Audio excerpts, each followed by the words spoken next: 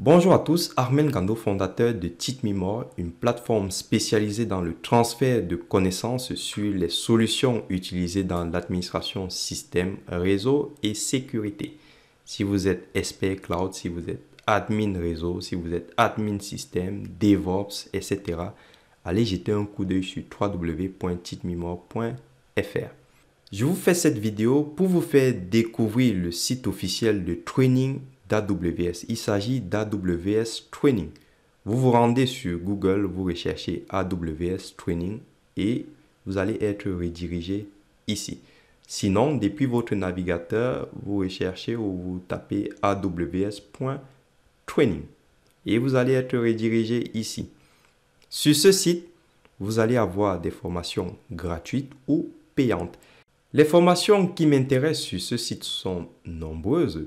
Cependant, si vous n'avez pas encore débuté avec le cloud, vous avez le premier bloc ici.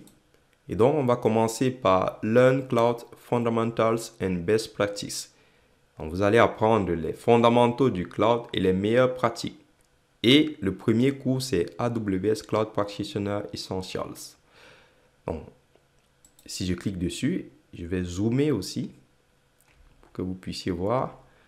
Regardez, c'est une formation d'un jour. Je dis souvent aux apprenants, c'est bien de se former en un jour, mais en un jour, on ne peut pas tout maîtriser. Il faut retravailler derrière. Donc, un jour, ce n'est pas mal. Et surtout qu'ici, vous avez une classroom. Donc, vous êtes avec un formateur. C'est l'occasion de poser des questions. Donc, vous avez juste à choisir votre language, choisir voilà, la date, etc. Et vous pouvez vous former gratuitement. Alors, je vais vous montrer un autre moyen qui va vous permettre de vous former à votre rythme. Donc, vous vous formez quand vous le souhaitez. C'est entièrement gratuit et vous allez à votre rythme. Pour ce faire, vous allez créer un compte sur AWS et vous allez vous connecter à votre compte. Donc, vous venez dans Singing. Bon, pour les langues, vous n'avez pas le français ici, mais nous allons avoir la possibilité d'avoir des formations en français. Donc, vous choisissez toutes les régions et vous vous connectez. Je suis connecté. Donc, nous allons aller très vite. On va se rendre directement sur AWS Scale Builder. Je clique dessus. Et j'arrive ici. Et on peut voir qu'ici, nous avons des formations gratuites. Donc, chacun cherche son sujet. Ici, vous avez par exemple AWS Certified DevOps Engineer, Professional Official Practice Question. Vous avez les questions ici. Et c'est entièrement gratuit et ça dure 1 heure. Vous avez un cours de 11 heures ici qui est entièrement gratuit. Enfin, je vous laisse parcourir cela. Donc, chacun cherche son sujet. Très bien.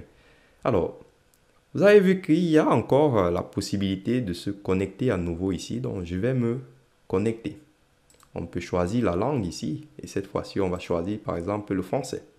Si bien sûr, nous avons du mal avec l'anglais. Alors, moi, je ne suis pas bilingue. Je me débrouille. Je fais de l'anglais technique. Mais si on nous donne la possibilité de se former en français, formons-nous aussi en français. Alors, je vais me connecter de nouveau. Et cette fois-ci, je vais me connecter à AWS Sky Builder. À ce niveau, on me dit, est-ce que tu veux te connecter avec un compte partenaire ou avec ton compte Amazon? Je vais me connecter avec mon compte Amazon. Très bien, je suis connecté. Et vous pouvez voir les cours sur lesquels je suis inscrit sur mon dashboard ici. Donc, AWS Cloud Practitioner Essential. En français, il dure 6 heures. Je clique dessus.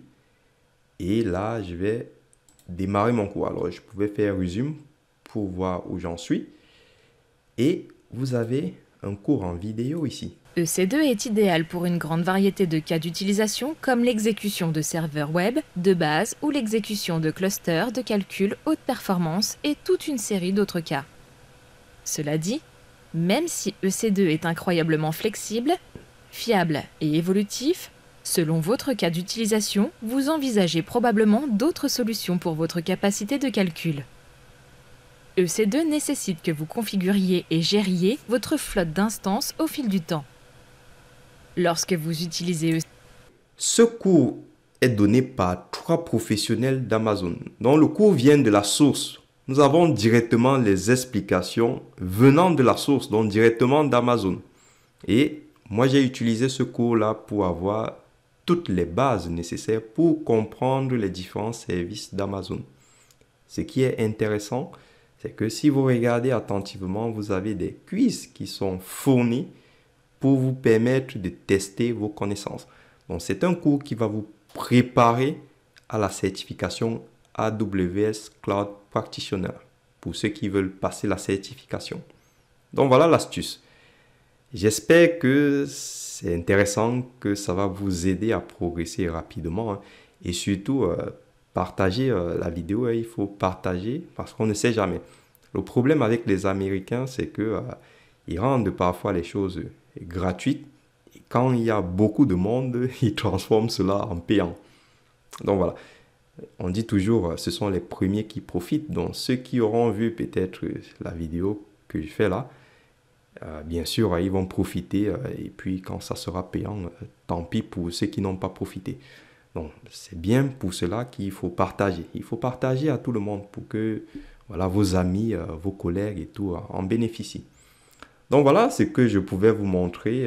Et puis voilà, il y a d'autres formations. Donc n'hésitez pas à aller faire un tour. Ok. Pourquoi je vous montre donc ceci? Déjà parce que ça va vous aider à prendre en main AWS. Mais par contre, faites attention, il n'y a pas d'administration ici. C'est un cours d'introduction sur les différents services d'AWS. Très bien pour les archis aussi, dont les architectes cloud.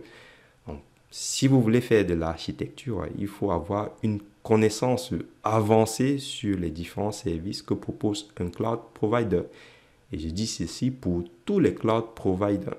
Donc, c'est ça vraiment le rôle de l'architecte. Après, ça sera aussi intéressant pour les commerciaux. Si vous voulez vendre des solutions cloud, il faut connaître les différents services que propose un cloud provider. Donc, un cours aussi qui peut intéresser les commerciaux. Donc, voilà. Vous avez donc l'astuce ici. Vous avez une transcription aussi. Si voilà, vous écoutez le cours en anglais ou en français ou en une autre langue. Donc, si on vient ici, nous avons la possibilité d'avoir toutes les explications de la vidéo ici. Voilà. Donc, moi, je vais toujours utiliser ce service-là tant que c'est gratuit aussi. Mais voilà, j'ai aussi mes propres bases de connaissances. Mais c'est toujours bien d'avoir un cours venant de la source. Et aussi, sachez qu'il y a aussi la documentation officielle qui vous aide. Et d'ailleurs, vous avez vu ici, ressources supplémentaires, il vous redirige directement sur le site officiel. Et c'est pour cela que dans mes formations, je parle toujours d'aller sur la documentation officielle. Très important. Ce que beaucoup de formateurs ne font pas. J'ai suivi quelques formations. De toute façon, depuis que je fais de la formation, je dis toujours aux personnes d'aller sur les documentations officielles. Et vous voyez que même la source, donc même les formateurs d'AWS, vous redirigent sur la doc officielle. Donc, très important, allez toujours jeter un coup d'œil sur la documentation officielle pour compléter vos acquis. C'est très important. On ne peut pas tout vous dire dans une formation. Sinon, la formation va durer 20 heures, 100 heures, 200 heures. Il y a tellement à dire. Parfait. Maintenant que vous connaissez ces astuces-là, ce que vous allez faire après avoir suivi les fondamentaux du cloud d'AWS, pour ceux qui sont intéressés, je propose une formation sur l'administration d'AWS. Donc, vous allez créer un compte sur AWS et ensuite vous allez commencer à créer les ressources, faire vos mises en réseau, tester les différents services, load balancing, créer les VPC, créer des bases de données, etc. Donc, dans cette formation, vous allez voir l'essentiel. Je dis l'essentiel parce que il y a tellement de choses à dire, donc je ne peux pas travailler sur tous les services. Là, on ne fait que de l'administration. Il y a d'autres services qui servent aussi à autre chose, mais vous allez déjà découvrir les services et chacun va commencer à cibler les services qui l'intéressent. Ok, alors, comment j'ai conçu cette formation? Nous allons faire de l'administration. Donc, sachez que le cloud, c'est une continuité en fait des architectures on-premise. Ça veut dire que toutes les entreprises ne migrent pas leur système d'information dans le cloud. Mais c'est bien quand même si par exemple nous souhaitons faire de la sauvegarde, si nous souhaitons faire de la redondance ou de la réplication de serveurs dans le cloud. C'est intéressant de faire cela. D'ailleurs, dans la formation sur les fondamentaux du cloud, on vous expliquera pourquoi en fait externaliser les données dans le cloud. Vous allez voir ça dans cette formation. Ceci dit, dans la première partie de la formation, nous allons voir comment créer des ressources sur AWS depuis la console AWS, donc en mode graphique. Et dans la deuxième partie, nous allons voir comment faire cela de manière programmatique avec Terraform, en utilisant du code. Donc là, on va parler de l'infrastructure as code, l'IAC. Donc, ce que moi je vous propose, c'est dans un premier temps de terminer la première partie. Ensuite, vous allez avoir les bases sur Terraform. Nous allons créer 1, 2, 3 ressources avec du code. Et je vous recommande de reprendre toute la première partie de la formation, mais cette fois-ci avec Terraform. Alors, il y a une nouveauté, c'est que je vous ai rajouté ChatGPT. Vous avez entendu parler de ChatGPT, cette IA qui fait tout. Moi, j'ai défini cette IA comme ça. C'est une IA qui fait tout. Donc, j'ai eu à tester cette IA et elle est juste bluffante. J'ai créé des choses... J'aurai l'occasion de présenter cela sur ma chaîne YouTube. Mais c'est bluffant. Sachant bien sûr que je vous sensibilise aussi sur l'utilisation de ChatGPT. Attention, pour ma part, si vous voulez commencer à créer du code avec ChatGPT, il faut avoir des bases aussi. Alors, je vous l'ai dit solides. Et d'ailleurs, c'est vrai, il faut avoir des bases solides en programmation. Donc, si vous savez scripter, c'est bien. Parce qu'en fait, quand vous allez produire du code avec ChatGPT, en fait, ChatGPT est juste là pour vous écouter et pour vous répondre. Ça veut dire que si vous lui posez mal les questions, si vous lui donnez des mauvaises informations, il va vous fournir une réponse. La réponse ne sera pas forcément juste. Par contre, si vous savez coder ou si vous savez interpréter du code, et surtout si vous savez écrit de l'algorithme, voilà, ça c'est le bon terme. Si vous êtes bon en algorithmie, vous allez pouvoir interroger ChatGPT, il va vous donner des bons résultats. Mais si vous ne savez pas, ça sera compliqué. Ceci dit, si vous êtes donc bon, même si ChatGPT vous fournit le mauvais code, vous pouvez récupérer ce code-là et le corriger. Et à l'inverse, vous pouvez écrire un mauvais code et fournir ce code à ChatGPT et lui aussi pourra corriger. Donc, ça sera votre ami, en fait, pour vous aider aussi à progresser. Donc, voilà.